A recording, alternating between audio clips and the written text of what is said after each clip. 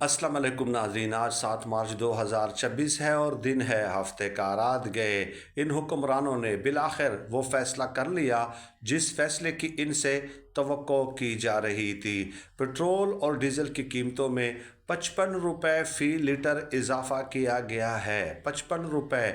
और अब पेट्रोल की कीमत आज से 321 रुपये और डीज़ल की कीमत गालिबन 331 रुपये फ़ी लीटर मुकर्रर कर दी गई है।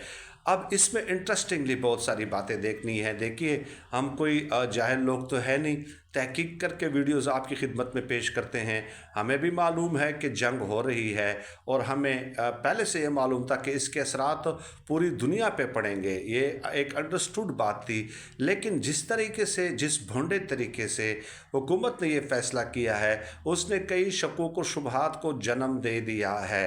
पहली बात तो ये है कि मैं ये नहीं, बल्कि आप देख लें कि पूरा साल दिन रात हुकूमत के कसीदे पढ़ने वाले सहाफ़ी भी इस फैसले को डिफेंड नहीं कर पा रहे। पहले तो ये कि पेट्रोलियम जो लेवी थी पहले वो 84 रुपीज़ थी और अब 105 रुपये कर दी गई है। यानी पेट्रोलियम लेवी की मद में 21 रुपये फ़ी लीटर इजाफा कर दिया गया है, लेकिन दूसरी तरफ कीमत में 55 रुपये इजाफा किया गया है। और इस कमेटी के जो सरबराह हैं, ये पेट्रोल डीज़ल की कीमतें बढ़ाने की कमेटी जो है, इसके जो सरबराह हैं वो मुकर्रर किया गया है इसहाक डार साहब को। अब अल्लाह पाक ही हमारे हालों पे और इस मुल्क पे रहम फरमाए। इसहाक डार साहब को जब मुकर्रर कर दिया तो इससे समझना कोई मुश्किल नहीं है। दूसरी तरफ हुकूमत के जो कसीदा खान साफ़ी हैं, मैं एक की मिसाल दे देता हूँ, गरीदा फ़ारूकी साहिबा। वो भी इस फैसले को डिफेंड नहीं कर पा रही, बल्कि वो भी यही कहती हैं कि ये अबनाए हरमज़ जो है, जो ईरान ने बंद किया है तेल की सप्लाई का, ये रास्ता, दो रास्ते हैं ना, एक ये रास्ता है और एक सऊदी अरब से हमारे पास दूसरा रास्ता रूट भी आता है, वो ज़रा तवील हो जाता है। लेकिन हुकूमत ने खैर रात गए वहाँ पे रब्ता भी किया है शहबाज शरीफ साहब ने कि कोई तरीका निकालें दूसरे रूट से जो है हमें पेट्रोल और डीज़ल जो है वो सप्लाई कर दें। तो अब गरीदा फ़ारूकी साहबा भी यही फरमाती हैं कि इसी अबनाए हरमज़ के रास्ते भारत जो है 80% तेल ख़रीदता है, लेकिन उन्होंने कीमतों में इजाफ़ा नहीं किया।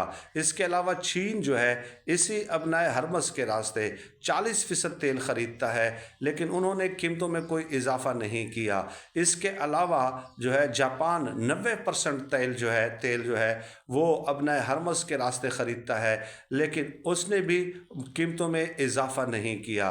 तो गोया भारत, जापान और चीन इसी रास्ते से जो है अबनाए हरमज़ के रास्ते से तेल ख़रीदते हैं, लेकिन उन्होंने तेल की कीमतों में इजाफ़ा नहीं किया गया।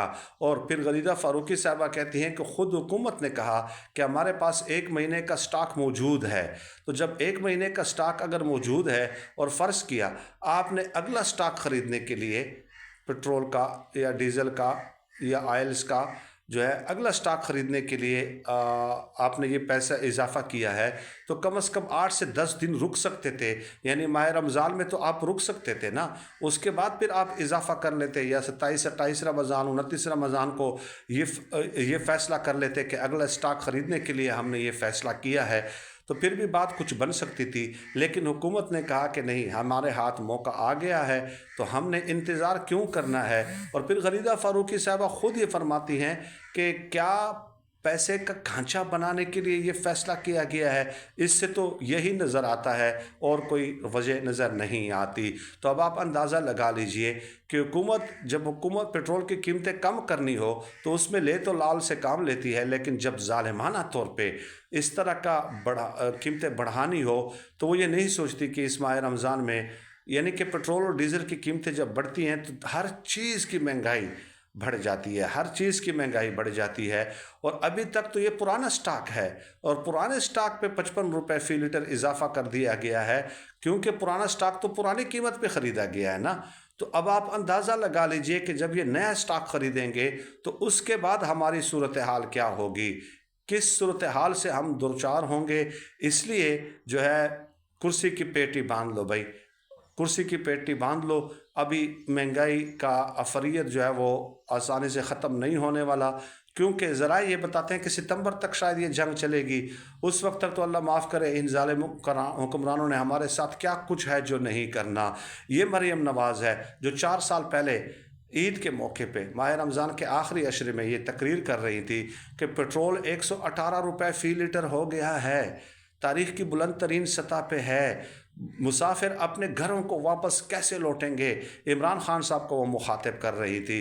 अब मरीम नवाज़ साहबा क्या फरमाती हैं? हमें पेट्रोल की कीमतें बढ़ाने पे एतराज़ नहीं है, इसका इम्पेक्ट आना था, लेकिन इस कदर अचानक और इस कदर ज़्यादा ये बिल्कुल नाकाबिल फ़हम है, नाकाबिल कबूल है। और ये मैं नहीं कह रहा, बल्कि तमाम तर माशी माहिरीन ये कह रहे हैं कि हुकूमत के हाथ एक मौका आ गया है आवाम की खाल खींचने का, और अब वो करेंगे।